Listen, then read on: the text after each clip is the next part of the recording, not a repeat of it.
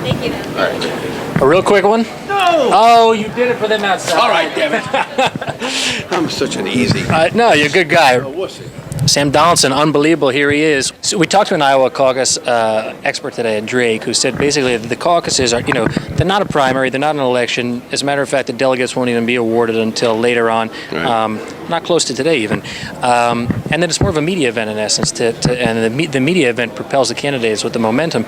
Do you agree or disagree with that? Well, it's the first time that people have to do something other than tell a pollster, well, I think I'm for so-and-so and so-and-so. They actually have to stand up, Democratic side, and go to the lamp or go to the chair or go to the big long sofa and just declare themselves. So we all look at that and say, the lamp got more in this precinct than the sofa. Right. And that's important because the lamp then goes on to New Hampshire with a big Mo behind it, or Madam It, whoever it may be.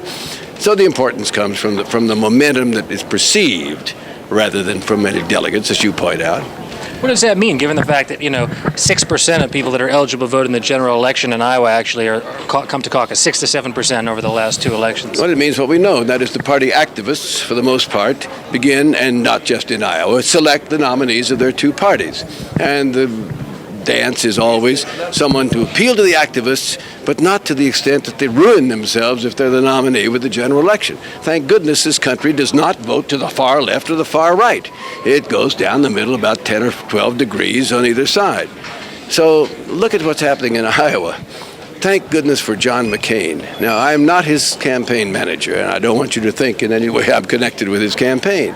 But 3 weeks ago here, when not asked, he volunteered the fact that he should have people remember his position is against farm subsidies, and particularly the ethanol subsidy. I just cheered, because that's the John McCain that won in New Hampshire in 2000 and has a chance of coming back and even, in my view, being the party nominee in 2008. Is it a challenge for a journalist, even a seasoned journalist like yourself, to report on the Iowa caucuses when such a small percentage is actually giving momentum, in essence, to a candidate that may go on to become president? I mean, is that representative of the United States at large? Is it a fair process, basically, to the candidates, to the people, and to the journalists? Well, it's what we have.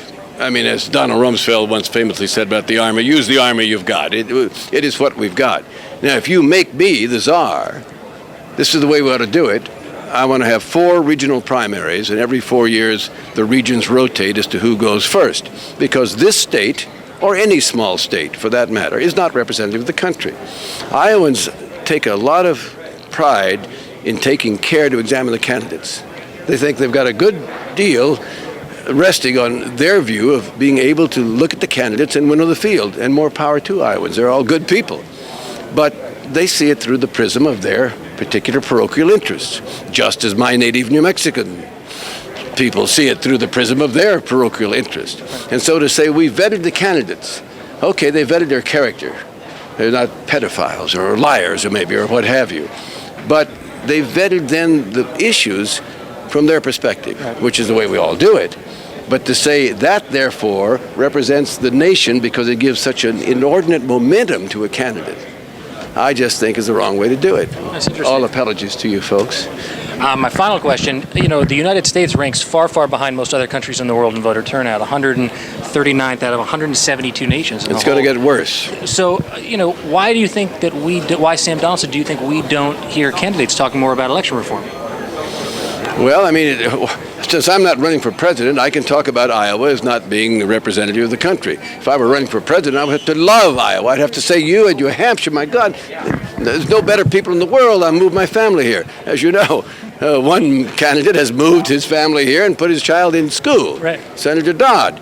Well, okay, do what you can. If you want to pander that way, maybe it gets you votes, or people go to the lamp instead of the sofa. But on the other hand, it's not the way to run it. It just isn't the way to do it. In the perfect world, people would take more time and attention, not just 6%. But in our world, people are busy.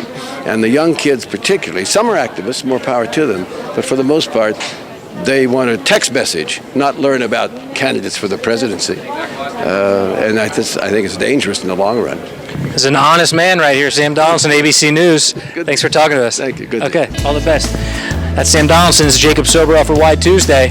Log on to whytuesday.org for more video, our coverage of the Iowa caucus. Talk to you guys later.